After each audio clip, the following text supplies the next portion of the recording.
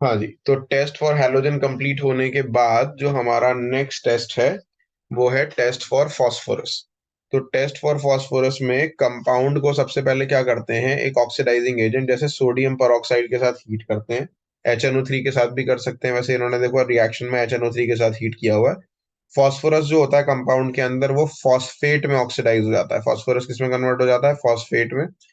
फिर सॉल्यूशन को बॉईल करते हैं नाइट्रिक एसिड के साथ and then treated with ammonium molybdate. ठीक है, अब ध्यान से समझो। अभी हमने जब सोडियम फ्यूजन एक्सट्रैक्ट बनाए थे ऊपर, तो उसमें बना था साइनाइड बना था, सल्फाइड बना था और हैलाइड बना था, NaX। कहीं पे भी आपने देखा फास्फोरस का कुछ नहीं हुआ था। सोडियम फ्यूजन एक्सट्रैक्ट में फास्फोरस रिएक्ट नहीं करता। तो हमें ऑर्गेनिक कंपाउंड को ही डायरेक्टली किसी परऑक्साइड से या फिर HNO3 से या H2SO4 से रिएक्ट करना पड़ता है, ताकि उसके अंदर जो भी हमारा फास्फोरस है ना, वो कन्वर्ट किस में हो जाए, फास्फोरस जो है वो फॉस्फेट में कन्वर्ट हो जाए। फॉस्फेट यानी PO4 3- आयन में कन्वर्ट हो जाए। ठीक है। फिर सोल्यूशन को हम बॉईल करते हैं नाइट्रिक एसिड के साथ, जो ये रिएक्शन दिखा रखा है। सॉरी, मैंने यहाँ पे इसे ऑक्सीडाइजिंग बोल दिया, लेकिन सोडियम फॉस्फेट बना लिया इन्होंने। सोडियम फॉस्फेट कैसे, सोडियम मेटल के साथ हीट किया होगा और कोई ऑक्सीडाइजिंग एजेंट डाला होगा, सोडियम पर ऑक्साइड जैसे कि। अच्छा नहीं, ये वही है, सॉरी। कंपाउंड में जो भी फास्फोरस होगा ना, ये रिएक्शन ना इनफैक्ट ऐड कर दो ताकि कंफ्यूजन ना हो यहाँ पे। फास्फोरस जो होगा कंपाउंड में, उसे आपने ऐड किया सोडियम पर के साथ, Na2O2। तो ये क्या करता है, इसके साथ सोडियम फॉस्फेट बना लेता है, Na3PO4। अब ये सोडियम फॉस्फेट के अंदर पहला रिएक्शन एक्चुअली ये होता है। ऑर्गेनिक कंपाउंड में जो भी फॉस्फोरस होता है वो सोडियम पर के साथ रिएक्ट करने पर क्या बना देता है, सोडियम फॉस्फेट। फिर इस सोडियम फॉस्फेट को हम HNO3 से ट्रीट करते हैं। ठीक है। तो हमारा जो सोडियम फॉस्फेट है वो हाइड्रोजन फॉस्फेट यानी फॉस्फोरिक एसिड में कन्वर्ट हो जाता है। फिर ये जो फॉस्फोरिक एसिड है इसको हम रिएक्ट कराते हैं अमोनियम मॉलिब्डेट के साथ। ये कंपाउंड क्या है, अमोनियम मॉलिब्डेट। अमोनियम मॉलिब्डेट। तो अमोनियम मॉलिब्डेट के साथ हम इसे हीट कराते हैं, और अमोनियम मॉलिब्डेट से रिएक्ट कराने पर ये बना देता है, ये कंपाउंड अमोनियम फॉस्फोमोलिब्डेट बना देता है। क्या बना देता है, अमोनियम फॉस्फोमोलिब्डेट। ये जो अमोनियम फॉस्फोमोलिब्डेट है, दिस पर्टिकुलर कंपाउंड, इसका भी नाम मैं लिख देता हूँ नीचे, अमोनियम फॉस्फोमोलिब्डेट। ये जो कंपाउंड है, it indicates the presence of phosphorus. ठीक है। येलो कलर का कंपाउंड बनता है ये। इस अगर येलो कलर का कंपाउंड बना तो इसका मतलब फास्फोरस प्रेजेंट है। ठीक है। अब इसका देखो रिएक्शन है भी कॉम्प्लेक्स, और इसको ये इतना इंपॉर्टेंट भी नहीं है। तो इसको करना लास्ट में याद, जब तुम्हारा सब कुछ हो जाए और तुम्हारे पास टाइम बचे तो कर लेना। नहीं कर पाओ, अगर ज्यादा ओवरबर्डन हो रहा है, जिनका एग्जाम अभी है, तो वो ये याद मत। वो बाकी जो 3 टेस्ट ऊपर बताए हैं, कौन कौन से, नाइट्रोजन का, सल्फर का और हैलोजन का। ठीक है, हैलोजन जो जो चीज इंपॉर्टेंट मार्क कराई है उसको याद कर लेना। ये अगर लास्ट में टाइम बचे तो ये भी कर लेना। करना तो इवेंचुअली सब कुछ ही है, लेकिन अभी एग्जाम में अगर टाइम कम हो तो इस पे बहुत मेहनत मत करना। रिएक्शन थोड़ा कॉम्प्लेक्स है, याद करना थोड़ा सा मुश्किल होगा। ठीक है। हो जाएगा तो अच्छी बात है। चलिए, quantitative analysis of organic compounds. तो क्वांटिटेटिव एनालिसिस में, जैसे कि मैंने बताया आपको, क्वालिटेटिव एनालिसिस में हमने ये पता लगाया कौन कौन सा एलिमेंट प्रेजेंट है। अब हम ये पता लगाएंगे कौन कौन सा एलिमेंट कितनी परसेंटेज में प्रेजेंट है। हर एलिमेंट की परसेंटेज कितनी कितनी है। ठीक है। तो सबसे पहले हम पता लगाते हैं estimation of carbon and hydrogen. देखो, उसके लिए ये सेटअप दे रखा है आपको। ऑब्वियसली ये कार्बन हाइड्रोजन का एस्टिमेशन इतना इंपॉर्टेंट नहीं है, बट फिर भी समझ लो क्या है। नाइट्रोजन का एस्टिमेशन सबसे ज्यादा इंपॉर्टेंट है, उसी से मोस्ट लाइकली क्वेश्चन आएगा। उसके दो दो मेथड भी दे रखे हैं। उसके अलावा मे बी हैलोजन का एस्टिमेशन का आएगा। तो कार्ब उसका आता है या तो नाइट्रोजन का या मे बी हैलोजन का। दो मेथड हैं जो साइंटिस्ट के नाम पे हैं, उनमें से क्वेश्चन आते हैं ज्यादातर। ठीक है। फिर भी कार्बन हाइड्रोजन का एस्टिमेशन क्या होता है, देखो यहाँ पे क्या किया हमने। ये एक आपको बोल जैसा दिखाई दे रहा है रखा हुआ। इस बोल के अंदर इन्होंने ऑर्गेनिक कंपाउंड ले लिया आपका, ऑर्गेनिक कंपाउंड को, और नीचे से एक फ्लेम लगा रखी है, फ्लेम करके हीट कर रहे हैं। ठीक है। फिर उसके बाद ये लिखा हुआ है ना, सैंपल इन अ प्लैटिनम बोट। तो प्लैटिनम बोट इसे बोल दिया है। बोट जैसा बेसिकली क्या होता है, एक बोल होता है इस शेप का, इसको बोट बोल देते हैं। ठीक है। इसमें ऑर्गेनिक कंपाउंड डाला, और नीचे से क्या जा रही है, इस ट्यूब में से आ रही है प्योर ड्राई ऑक्सीजन, ऑक्सीजन आ रही है। ऑक्सीजन क्या करेगी, इसे बर्न करेगी। अब ऑर्गेनिक कंपाउंड में जितना भी कार्बन होगा वो कन्वर्ट हो जाएगा कार्बन डाइऑक्साइड में, और जितना भी हाइड्रोजन होगा वो कन्वर्ट हो जाएगा वाटर में। ठीक है। इसको पास कराएंगे कॉपर ऑक्साइड पैलेट से। कॉपर ऑक्साइड पैलेट से इसलिए कर रहे हैं कि अगर बाई चांस कोई कार्बन और हाइड्रोजन बिना कन्वर्ट हुए, बिना कार्बन डाइऑक्साइड और वाटर में कन्वर्ट हुए गुजर जाए, तो वो कार्बन डाइऑक्साइड, कार्बन क्यों, कॉपर ऑक्साइड पॉलिट उसको भी कार्बन डाइऑक्साइड और H2O में कन्वर्ट कर दें। तो बेसिकली इसके पार जो भी निकलेगा ना, वो सिर्फ क्या होगा, CO2 और H2O। अब इसके आगे देखो, दो टेस्ट ट्यूब, दो ट्यूब जैसी लगा रखी है यू शेप की। एक ट्यूब में भरा हुआ है एनहाइड्रस कैल्शियम क्लोराइड, अगली ट्यूब में भरा हुआ है KOH solution. Anhydrous calcium chloride क्या करता है, ये वाटर एब्जॉर्ब करता है, H2O एब्जॉर्ब करता है। ठीक है। और क्या कहते हैं, KOH क्या करता है, KOH जो है आपका H2O, sorry H2O water absorb करता है, और जो KOH सोल्यूशन है ये CO2 एब्जॉर्ब करता है। ठीक है। तो जाहिर बात है, अगर जब ये H2O एब्जॉर्ब कर लेगा और वो CO2 एब्जॉर्ब कर लेगा, तो उन टेस्ट ट्यूब, जो यू ट्यूब है, इनका वेट बढ़ जाएगा। तो हम क्या करते हैं, इन ट्यूब्स का इनिशियल और फाइनल वेट ले लेते हैं। इनिशियल वेट और फाइनल वेट ले लिया। इनिशियल वेट मतलब जब इनमें इन्होंने वाटर एब्जॉर्ब नहीं किया और CO2 एब्जॉर्ब नहीं किया, और एक वेट लेंगे जब इन्होंने CO2 और H2O एब्जॉर्ब कर लिया है। तो उससे वेट डिफरेंस से हमें पता लग जाएगा कि इस ट्यूब ने कितना वाटर एब्जॉर्ब करा और इस ट्यूब ने कितना CO2 एब्जॉर्ब करा। ठीक है। जब हमें दोनों कार्बन डाइऑक्साइड और वाटर का अमाउंट पता लग गया, कितना कितना मास डिसॉल्व वो हुआ है, क्या कहते हैं, एब्जॉर्ब हुआ है। CO2 कहाँ से, CO2 में क्या था, कार्बन, और H2O में क्या था, हाइड्रोजन। तो अगर मुझे CO2 का मास पता लग जाए तो ये भी पता लग जाएगा उसमें कार्बन कितना था, और अगर H2O का मास पता लग जाए तो उसमें ये पता लग जाएगा कि उसमें हाइड्रोजन कितना था। तो ऐसे करके मैं कार्बन और हाइड्रोजन कैलकुलेट कर सकता हूँ। ठीक है। फॉर्मूला है उसके लिए ये, कि परसेंटेज ऑफ कार्बन निकालना चाहते हो तो क्या, 12 आएगा ऊपर। ठीक है, किसका मास, कार्बन का मास, नीचे 44 कार्बन डाइऑक्साइड का मास, क्योंकि 44 में से 12 ग्राम प्रेजेंट होता है। तो मास ऑफ ऑर्गेनिक कंपाउंड में कितना CO2 प्रेजेंट होगा, ये इससे निकाल लेंगे। अब इस फॉर्मूले की पूरी डेरिवेशन समझना इंपॉर्टेंट नहीं है, एग्जैक्टली कैसे हुआ, इसे बस याद करना है। फिलहाल ये फॉर्मूलाज इतने इंपॉर्टेंट नहीं है, इनको याद कर लोगे तो अच्छी बात है, नहीं करोगे तो फिलहाल के लिए काम चल जाएगा। इवेंचुअली नीट में तो खैर सभी कुछ करके जाना है, और अगर आपके पास टाइम हो बोर्ड के लिए, इसके आपके एग्जाम में, तो आप ये भी करके जाना। सिमिलरली परसेंटेज ऑफ हाइड्रोजन के लिए ऊपर मोलर मास ऑफ हाइड्रोजन आ गया 2, नीचे पूरे वाटर का मोलर मास आ गया 18, ऊपर मास ऑफ H2O जो आपका ट्यूब में आया, कैल्शियम क्लोराइड वाली ट्यूब में, ये कितना H2O एब्जॉर्ब हुआ, और नीचे ऑर्गेनिक कंपाउंड का आपने इनिशियली, ये है ऑर्गेनिक कंपाउंड आपका। ठीक है। ऊपर जो ये क्रूसिबल में यहाँ लिया था, इसमें कितना ऑर्गेनिक कंपाउंड लिया था उसका मास। ठीक है, इंटू 100, ये परसेंटेज निकल जाएगी हाइड्रोजन। तो ये दो फॉर्मूलाज हैं। तो मास ऑफ ऑर्गेनिक कंपाउंड भी मार्क कर देना ताकि तुम्हें याद रहे, ये this is the mass of organic compound, W organic compound.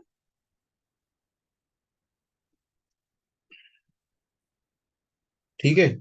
और CO2 का मास कहाँ से मिलेगा, CO2 का मास यहाँ से मिलेगा, KOH सोल्यूशन की जो टेस्ट ट्यूब है इसके अंदर से मिलेगा आपको मास ऑफ CO2, और जो कैल्शियम क्लोराइड वाली टेस्ट ट्यूब है इससे मिलेगा मास ऑफ H2O। ठीक है।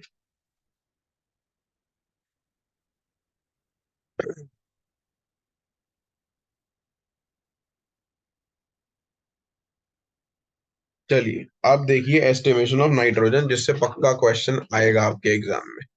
ठीक है, ध्यान से समझो। एस्टिमेशन ऑफ नाइट्रोजन में ना हमें दो मेथड करने हैं। कौन कौन से, डूमास मेथड और जेल्डाल मेथड, दोनों में से किसी से भी न्यूमेरिकल क्वेश्चन आ सकता है। सबसे ज्यादा चांसेस इसी के, हाई चांसेस हैं कि 2 मार्क्स या 3 मार्क्स का न्यूमेरिकल आएगा इससे। अगर आपके स्कूल में, अगर आप प्राइवेट स्कूल में और ये नहीं कराया तो बात अलग है, और वो नहीं देंगे। लेकिन गवर्नमेंट स्कूल का जो है सेंट्रल पेपर होने वाला है, 100% उसके अंदर या तो डूमास मेथड पे क्वेश्चन होगा या जेल्डाल मेथड पे क्वेश्चन होगा। ठीक है। तो देखो भाई, कैसे करोगे आप, इसके अंदर ना क्या करना है आपको। अब ये इसमें ना थोड़ा सा मैंने NCERT के हिसाब से लिख दिया था। मेरे हिसाब से ज्यादा आसान तरीका होगा अगर आप इस फॉर्मूले को ना यूज करके ये तो यूज करना है, परसेंटेज ऑफ नाइट्रोजन। ठीक है। इसमें जो वॉल्यूम है वो मैं आपको बताऊंगा कैसे निकालना है। या कर सकते हैं, ये भी यूज कर सकते हैं, तो मैंने चेंज कर दिया था, राइट। कर सकते हैं ये भी। ये दो फॉर्मूलाज आपको याद करने पड़ेंगे। इसका ऑल्टरनेट मैं बता दूंगा। देखो खैर डूमास मेथड काम कैसे करता है पहले ये समझो। ठीक है, यही वाला जो सेटअप है ना हमारा ऊपर वाला, यही एग्जैक्ट सेटअप चाहिए होगा मुझे। इसी एग्जैक्ट सेटअप के अंदर ऑर्गेनिक कंपाउंड में को मैं हीट करूंगा। ऑर्गेनिक कंपाउंड में देखो देखो यहाँ पे क्या हुआ था, कार्बन और हाइड्रोजन किस में कन्वर्ट हो गए थे, कार्बन डाइऑक्साइड में और वाटर के अंदर। ठीक है, और जो इसके अंदर नाइट्रोजन गैस होगी वो एज अ नाइट्रोजन गैस ही निकल जाती है। नाइट्रोजन गैस किसी चीज में कन्वर्ट नहीं होती। देखो the nitrogen containing organic compound when heated with copper oxide in atmosphere of carbon dioxide yields free nitrogen. क्या क्या निकलता है इससे, फ्री नाइट्रोजन गैस निकलती है। देखो रिएक्शन में निकलती हुई दिख रही है नाइट्रोजन गैस। ये रिएक्शन याद करना जरूरी नहीं है, ये नहीं पूछा जाता आपसे एग्जाम में। ठीक है, कार्बन डाइऑक्साइड और वाटर तो एब्जॉर्ब हो जाएगा। इसके बाहर क्या निकलेगी, इसके बाहर निकलेगी, देखो लास्ट में सेटअप के एंड में देखो, सेटअप के एंड में कार्बन डाइऑक्साइड एब्जॉर्ब हो चुकी है, वाटर एब्जॉर्ब हो चुका है, तो यहाँ से दिखा रखा है एक्सेस ऑफ ऑक्सीजन फ्री निकल रही थी। एक्सेस ऑफ ऑक्सीजन के अलावा साथ साथ नाइट्रोजन भी निकल सकती है, फ्री नाइट्रोजन भी यहीं से निकलेगी। ठीक है, अब मिक्सचर ऑफ गैसेस जो भी है उनको कलेक्ट कर लेंगे aqueous solution of potassium hydroxide के ऊपर which absorbs carbon dioxide. Nitrogen जो है वो कलेक्ट हो जाती है किसके ऊपर, upper part of graduated test tube. हम क्या करते हैं बस इस सेटअप में एक चीज करते हैं, एक चीज ये करते हैं कि हम फ्री ऑक्सीजन नहीं डालते, यहां से जो प्योर एंड ड्राई ऑक्सीजन डाल रहे थे ना, ये नहीं डालते, ताकि एक्सेस ऑफ ऑक्सीजन जो निकल रही थी यहाँ पर वो ना निकले। क्या निकले, सिर्फ नाइट्रोजन गैस निकले। क्योंकि कार्बन डाइऑक्साइड को पहले ही अब्सॉर्ब कर लिया KOH सोल्यूशन ने, वाटर को भी अब्सॉर्ब कर लिया कैल्शियम क्लोराइड ने। अगर हम एक्सेस ऑक्सीजन नहीं डालेंगे तो ऑटोमेटिकली एक्सेस ऑक्सीजन निकलेगी भी नहीं, क्या निकलेगा, सिर्फ नाइट्रोजन निकलेगी। अब नाइट्रोजन जो निकलेगी, एक सेटअप ऐसा बनाया जाता है जिससे नाइट्रोजन का हम वॉल्यूम कैलकुलेट कर लेंगे कितनी नाइट्रोजन निकल रही। फिर इसके बाद एक फॉर्मूला लगाएंगे। ये फॉर्मूला हमने एक्चुअली हमें एक चैप्टर हमारा था स्टेट्स ऑफ मैटर जो कट गया सिलेबस से। अगर वो पढ़ा होता तो ये फॉर्मूला आपको पहले से पता होता, लेकिन ये फॉर्मूला को इतना मुश्किल नहीं है, फिर भी मैं आपको बता देता हूँ। फॉर्मूला है P1V1 upon T1 is equals to P2V2 upon T2। ठीक है, pressure of initial pressure into initial volume divided by initial temperature. फिर उसके बाद final pressure into final volume divide by final temperature. या फिर इसको ऐसा भी ले सकते हैं, एक कंडीशन में प्रेशर वॉल्यूम और टेम्परेचर और दूसरी कंडीशन में प्रेशर वॉल्यूम और टेम्परेचर। हम क्या करते हैं, इसके अंदर जो हमारी P2V2 और T2 है ना, इसको हम मान लेते हैं standard temperature and pressure, STP condition मान लेते हैं। क्या मान लेते हैं, STP कंडीशन। और इसको मान लेते हैं P1V1 और T1 को गिवन कंडीशन। क्या मान लेते हैं, गिवन कंडीशन। अब देखो STP पे अगर मैं वैल्यूज पुट करूं, STP पे मुझे प्रेशर पता है कितना होता है, 1 atm। 1 atm को मिलीमीटर मर्क्यूरी में लो। 1 atm यहाँ लिख देता हूं मैं, कहाँ लिखूं, साइड में इधर लिख देता हूँ। 1 atm जो है लेफ्ट साइड पे लिख रहा हूँ, 760 mmHg के बराबर होता है प्रेशर में। कन्वर्जन यूनिट होता है mmHg, भी एक यूनिट है प्रेशर का। तो 1 atm के 760 mmHg, तो P2 जो STP का प्रेशर है उसको मैंने ले लिया 760 मिलीमीटर मर्क्यूरी में। वॉल्यूम जो है मैं STP पे पता लगाना चाहता हूँ V2। ठीक है, डिवाइडेड बाय इन STP का टेम्परेचर कितना होता है, 273 केल्विन। ठीक है, फिर उसके बाद गिवन में आपको इसको ऐसे ही रख देते हैं, P1V1 अपॉन में T1। अब ये सारा STP वाला जो वॉल्यूम है मैं एक साइड रखता हूँ, V2 इसको यही रखता हूँ, और ये बाकी सब इधर ले जाता हूँ। क्या बन गया, P1V1 अपॉन T1, और इनटू में क्या आ गया, नीचे से 273 ऊपर आ गया, ऊपर से 760 नीचे आ गया। अब इस फॉर्मूला को जरा ध्यान से देखो, V2 का फॉर्मूला ये यही फॉर्मूला है कि नहीं, ये वाला फॉर्मूला और V2 का फॉर्मूला ये सेम है कि नहीं। Volume of nitrogen eight STP मैंने V2 को बोला है। Look at the two formulas, में हाईलाइट कर देता हूँ ये और ये जो मैंने बनाया है। V2 क्या है, वॉल्यूम एट STP, वो किसके बराबर है, P1V1 upon T1 into 273 divided by, sorry मैंने 70 लिख दिया, 760। ठीक है, ये एग्जैक्ट सेम फॉर्मूला है। ये मैंने आपको डिराइव करके दिखा दिया ये कैसे आया, गिवन और STP। अब ये जो तुम्हारा V2 निकल कर आएगा ना, या वॉल्यूम ऑफ STP, मैंने V2 लिया, इन्होंने बस V लिया है, फर्क इतना है। ठीक है, तो आप V ही ले लो, कोई फर्क नहीं पड़ता, या V2 ले लो। इस V2 को उठा के आप रखोगे इस फॉर्मूला में, ये रहा नीचे वाला फॉर्मूला परसेंटेज निकालने के लिए। इसमें मल्टीप्लाई करेंगे 28, जो कि होता है molar mass of nitrogen, N2 gas का मोलर मास 28 होता है, इंटू जो वॉल्यूम निकाला आपने STP पे उससे मल्टीप्लाई करोगे, इंटू 100 परसेंटेज के लिए आता है, और डिवाइडेड बाय क्या आएगा, मास ऑफ ऑर्गेनिक कंपाउंड, ये आपको क्वेश्चन में दिया जाएगा, और 22400। 22400 क्या है, 22.4 लीटर होता है 1 मोल गैस का वॉल्यूम एट एसटीपी। अगर ये लीटर को एमएल में कर दूं तो कितना हो जाएगा, 1000 से मल्टीप्लाई कर दो, 22400 ml, तो ये वो है। अब ये एग्जैक्ट फॉर्मूला कैसे आया, इसकी डेरिवेशन क्या है, वो बहुत लंबा चौड़ा प्रोसेस है, ना तो आपके एग्जाम में आती है किसी भी एग्जाम में, ना आपको करने की जरूरत है। वो डेरिवेशन ना तो सीबीएसई में आएगी ना नीट में आएगी, नीट में भी आएगा तो इस फॉर्मूले को अप्लाई करके डायरेक्ट क्वेश्चन करना आएगा। ठीक है, बस इसमें एक चीज हमें याद रखनी है, जो इस फॉर्मूले में, ऊपर वाले फॉर्मूले में जो P1 है हमारा, क्या है, जो P1 है, ये P1 ना हमें कभी कभार डायरेक्टली नहीं देते, हमें क्या करते हैं, वाटर वेपर भी थोड़ा बहुत निकल आता है साथ साथ में, तो क्या देते हैं हमें, प्रेशर देने के साथ साथ में एक्वस टेंशन देते हैं। तो हमारा, एक मिनट में यहां लिख देता हूं ये चीज, कि P1 is actually equal to given pressure minus aqueous tension. अब ये क्या चीज है, अभी समझ में आएगा, एक मिनट रुको। Given pressure minus aqueous tension क्या होगा, कि जो आपको प्रेशर दिया जाएगा ना, वो सिर्फ नाइट्रोजन का प्रेशर नहीं होगा, उसके अंदर थोड़ा बहुत वाटर वेपर भी मिक्स आता है नाइट्रोजन के साथ। हालांकि हमने ट्यूब पीछे लगाई थी कैल्शियम हाइड्रो कैल्शियम क्लोराइड वाली एब्जॉर्ब करने के लिए, लेकिन फिर भी थोड़ा बहुत वाटर वेपर उसके अंदर आता है, तो हम उसको क्या करते हैं, एक्वस टेंशन होता है वाटर वेपर का प्रेशर। तो जो भी आपको प्रेशर गिवन होगा, उस प्रेशर में से वाटर वेपर का प्रेशर आप माइनस कर दो, तो आपको क्या मिल जाएगा, नाइट्रोजन का प्रेशर मिल जाएगा। ठीक है, ये जो P1 है ये नाइट्रोजन का प्रेशर है। तो बस ये ध्यान रखना, क्वेश्चन में अगर एक्वस टेंशन दे रखी है ना, तो उसे गिवन प्रेशर में से आपको माइनस करना। ठीक है, मैं आपको इसका न्यूमेरिकल करके दिखा देता हूँ। एक जेल्डाल मेथड लिखा हुआ है, इसके बाद अगले पेज पे ये रहा, डूमास मेथड का क्वेश्चन है, देखो पेज नंबर 93 पे आ जाओ। एक क्वेश्चन ट्राई करके देखते हैं, ताकि आपको एक क्लियर हो जाए कि कैसा क्वेश्चन आएगा और क्या करना होगा। ये आई थिंक एनसीईआरटी का ही क्वेश्चन है, बट और भी ऐसे क्वेश्चन मैं आपको बाद में करा दूंगा। फिलहाल इसे देखिए, क्वेश्चन नंबर देखिए। पहला क्वेश्चन मैंने डूमास मेथड पे जा रखा है, दूसरा जेल्डाल मेथड, जेल्डाल मेथड अभी समझाऊंगा। तो डूमास मेथड का क्वेश्चन देखिए, estimation of in Dumas method for estimation of nitrogen 0.3 gram of organic compound. सबसे पहले लिखते जाओ क्या क्या गिवन है आपको।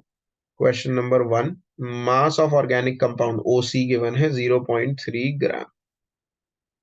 ठीक है, फिर उसके बाद gave 50 ml nitrogen, volume of nitrogen दे दिया, V1 लेंगे हम सारे गिवन गिवन उसको, 50 ml नाइट्रोजन, सारे जो गिवन होंगे ना, वॉल्यूम प्रेशर टेम्परेचर, उन सबको हम 1 लेंगे, V1 P1 T1 and so on. 50 ml nitrogen at temperature 300 kelvin, तो T1 हो गया आपका 300 केल्विन। ठीक है, और प्रेशर कितना दिया है, P1 दिया है 715 mm, 715 mm। लेकिन आप देखो क्वेश्चन के एंड में एक्वस टेंशन भी लिखी हुई है, 300 केल्विन पे 15 mm होती है। तो मैंने क्या बताया था, जो भी आपको गिवन प्रेशर होगा उसमें से एक्वस टेंशन माइनस कर दो, तो 715 में से 15 माइनस कर दो, क्या आ गया, 700 mmHg। ये आपका प्रेशर आ गया। तो जो भी प्रेशर गिवन होगा mmHg में, उसमें से आप एक्वस टेंशन अगर गिवन है तो उसको माइनस करके लिखोगे। ठीक है, क्योंकि एक्वस टेंशन वाटर वेपर की प्रेशर होता है, जो हमें माइनस करना होता है, जो हमें नहीं चाहिए। क्या बोला है, calculate the percentage composition of percentage composition of nitrogen in the compound. तो नाइट्रोजन की परसेंटेज निकालनी है। तो सबसे पहला फॉर्मूला मैंने क्या बताया था, सबसे पहले आप लगाओगे P1V1 upon T1 is equals to P2V2 upon T2। ठीक है, P1V1 अपॉन में T1 is equals to P2V2 upon में T2। इस वाली कंडीशन को आप मानोगे एसटीपी, P2 वाली कंडीशन को, और P1V1 T1 को मानोगे गिवन। ठीक है, अब ये पुट करते हैं सारी वैल्यू। P1 कितना गिवन है, 700 में से 15 माइनस करके 700 आया था। वॉल्यूम गिवन था 50 ml। ठीक है, 50 ml ही था ना, 500 तो नहीं था, 50 ml ही था। ठीक है, और जो क्या कहते हैं, टेम्परेचर था, ml में ही लेना है बाय द वे वॉल्यूम। ठीक है, क्योंकि हमारा जो फॉर्मूला था उसमें 22400 लिखा हुआ था, ml में ही था वो, तो ये भी ml में ही लेना है। टेम्परेचर 300 केल्विन गिवन है आपको। उसके बाद P2 आपको क्या कहते हैं, एसटीपी का प्रेशर कितना होता है, 760 mmHg, ये बताया था, फिक्स्ड कर लेना है। क्योंकि देखो 700 भी जो दिया है वो mmHg में दिया है, तो इधर P2 भी जो लोगे एसटीपी का प्रेशर, वो भी 180 मत लेना, 180 किसके बराबर होता है, 760 के बराबर। तो P2 आप 760 लोगे, V2 आप यहां से निकालना चाहते हो, डिवाइडेड बाय टेम्परेचर 2, एसटीपी का टेम्परेचर कितना होता है 273 केल्विन। इससे मेरा V2 निकल जाएगा। तो 700 into 50 into 273 divided by 300 already given है 760। ये कैलकुलेट कर देते हैं। ये दो जीरो से दो जीरो कैंसिल, ये एक जीरो से एक जीरो कैंसिल। एक बार कैलकुलेटर से ही कर लेते हैं इसे जल्दी से। 7 5 से 35 into 273 divided by 3 divide by 76। ये आ गया आपका 41.9।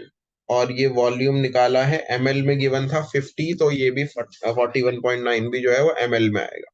अब उसके बाद अगर आपको निकालनी है परसेंटेज ऑफ नाइट्रोजन, तो कैसे निकलेगी? इसका फॉर्मूला क्या था?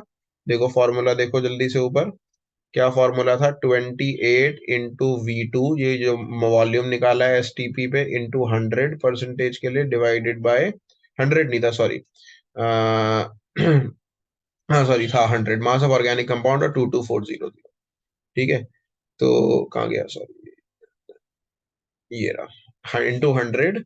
मास ऑफ ऑर्गेनिक कंपाउंड कितना दिया था? मास ऑफ ऑर्गेनिक कंपाउंड ये रख देंगे अभी फिलहाल, मास फॉर्मूला लिख देते हैं, मास ऑफ ऑर्गेनिक कंपाउंड इंटू 22400। ठीक है, अभी सारी वैल्यूज पुट कर देते हैं। 28 तो एज इट इज आ जाएगा।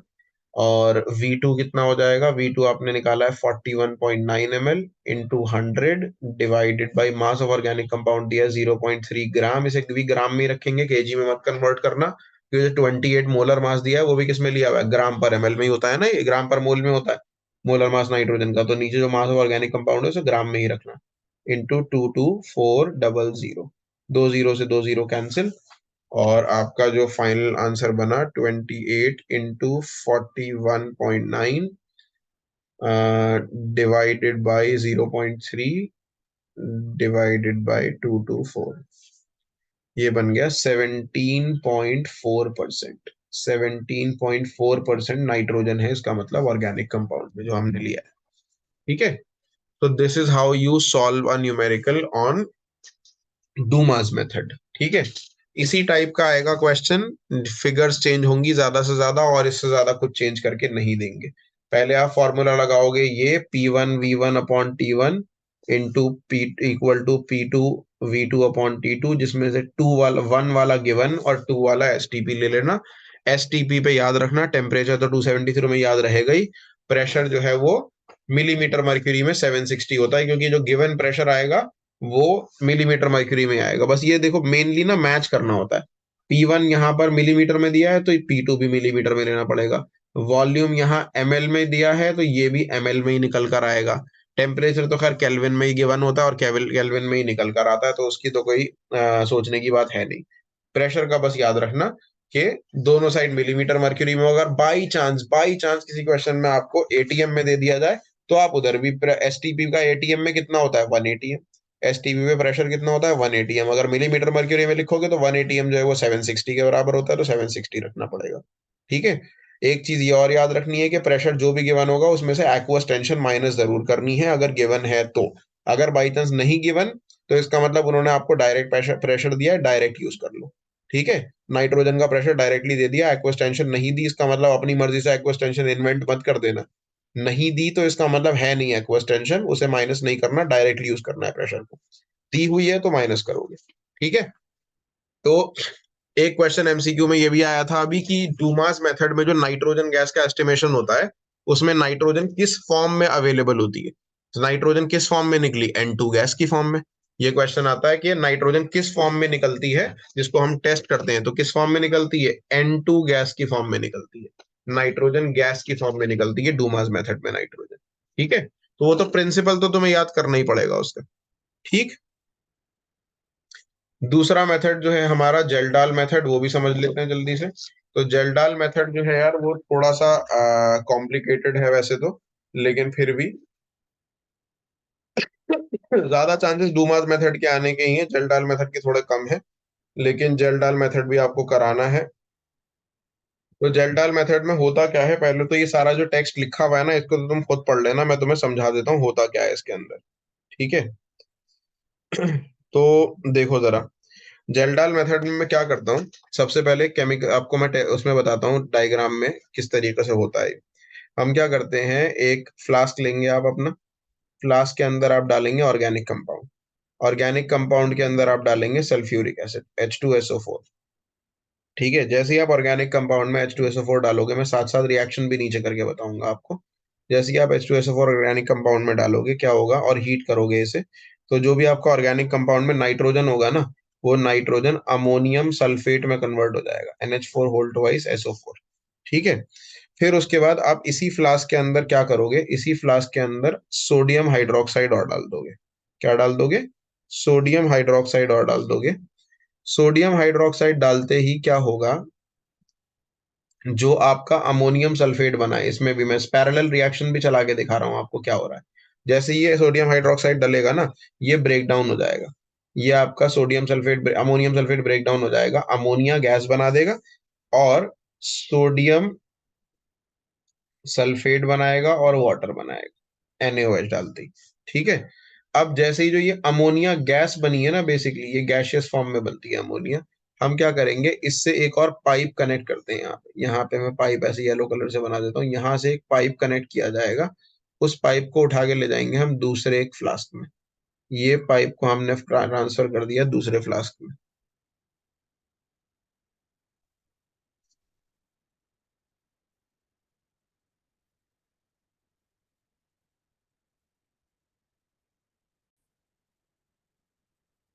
हाँ जी, तो जेल डाल मेथड एक बार फिर से बता रहा हूँ। तो देखो, जो टेक्स्ट में लिखा है उसको छोड़ो थोड़ी देर के लिए। सबसे पहले क्या किया, मैंने एक फ्लास्क लिया, फ्लास्क के अंदर ऑर्गेनिक कंपाउंड डाला और उसमें सल्फ्यूरिक एसिड डाला। तो ऑर्गेनिक कंपाउंड और सल्फ्यूरिक एसिड का रिएक्शन कैसे होगा वो देखिए। ऑर्गेनिक कंपाउंड सल्फ्यूरिक एसिड से रिएक्ट करके बनाएगा ammonium sulphate, NH4 whole twice SO4। ठीक है, अब इस अमोनियम सल्फेट बनने के बाद इसी फ्लास्क में मैं क्या ऐड करूंगा, इसी फ्लास्क के अंदर मैं सोडियम हाइड्रोक्साइड डाल दूंगा NaOH।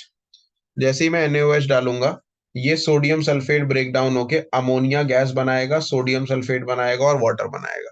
ठीक है, तो ये जो अमोनिया गैस है ना, ये मेरे लिए इंपॉर्टेंट है। ये गैस मैं एक ट्यूब लगाऊंगा इसके ऊपर ऐसे करके, और इस ट्यूब से दूसरे इस फ्लास्क के अंदर ये गैस ट्रांसफर करूंगा। अब इस फ्लास्क के अंदर मैंने पहले से सल्फ्यूरिक एसिड ले रखा है, इस फ्लास्क में मैंने पहले से सल्फ्यूरिक एसिड ले रखा है। तो ऊपर से आएगी यहां से अमोनिया गैस, ऐसे चलते हुए अमोनिया गैस इस टेस्ट ट्यूब के अंदर, इस फ्लास्क के अंदर आएगी।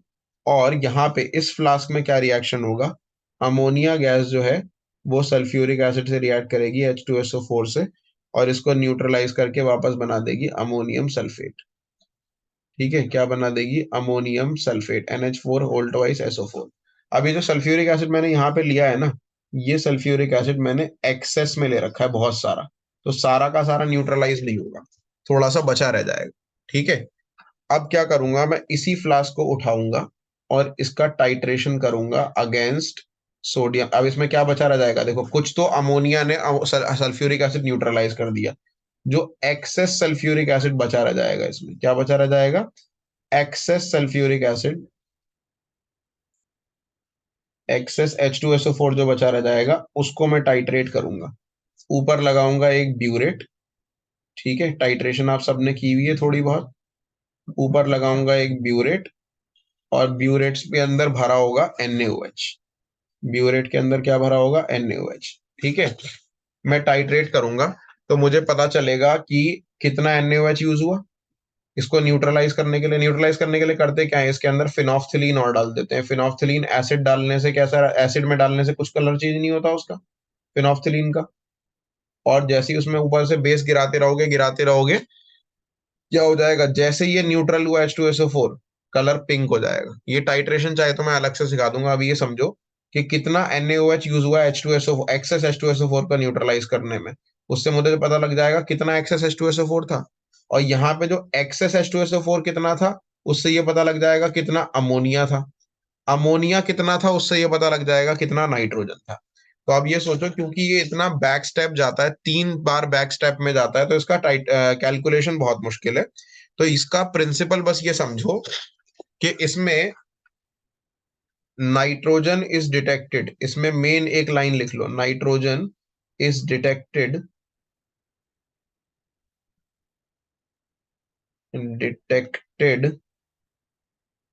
इन द फॉर्म ऑफ अमोनिया।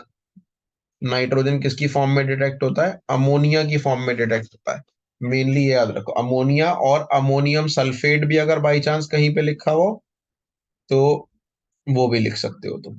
ठीक है, अमोनिया और अमोनियम सल्फेट। और एमसीक्यू में आता है ये क्वेश्चन कि किस फॉर्म में, जैसे डूमास मेथड में नाइट्रोजन N2 गैस की फॉर्म में डिटेक्ट होता था, और जेल्डाल मेथड में नाइट्रोजन किस फॉर्म में डिटेक्ट हो रहा है? अमोनिया की फॉर्म में या अमोनियम सल्फेट की फॉर्म में। ठीक है, अब इसका जो फॉर्मूला है ना, और इसका बस वो देख लो, वही इंपॉर्टेंट है, उसी से क्वेश्चन आएगा। तो परसेंटेज ऑफ नाइट्रोजन निकालने का जो फॉर्मूला है वो याद रखो। परसेंटेज ऑफ नाइट्रोजन निकालने का फॉर्मूला याद रखो जेल्डाल मेथड में। क्या फॉर्मूला है? 1.4 into molar mass. Molar mass क्या है यहाँ पे? सॉरी, मोलर मास कह रहा हूँ, एम मतलब मोलैरिटी ऑफ H2SO4, यहाँ लिख देता हूँ मैं मोलैरिटी ऑफ H2SO4, और 2 into volume of H2SO4 divided by mass of organic compound. ठीक है, यहाँ पर M और V का मतलब मैं एक बार एक्सप्लेन और कर देता हूँ नीचे। M का मतलब है मोलैरिटी ऑफ H2SO4, लिख दिया है मैंने। M H2SO4 का मतलब है मोलैरिटी ऑफ H2SO4, और VH2SO4 का मतलब तो खैर समझ ही में आ ही रहा है, लेकिन फिर भी लिख देते हैं वॉल्यूम ऑफ H2SO4। इसका जो MCQ दे रखा है ना, वो सॉल्व करके देखना अगले पेज पे। ये है इसका फॉर्मूला। अब इसमें नीचे एक लाइन लिखी हुई है बेटा, इसे ध्यान से पढ़ लो। Kjeldahl method is not applicable to compounds containing nitrogen in nitro and azo group. ये एमसीक्यू में क्वेश्चन आ चुका है। अगर कंपाउंड में जो नाइट्रोजन है वो NO2 की फॉर्म में प्रेजेंट है, या एजो ग्रुप ये होता है N डबल बॉन्ड N, इस फॉर्म में प्रेजेंट है नाइट्रोजन, तो वो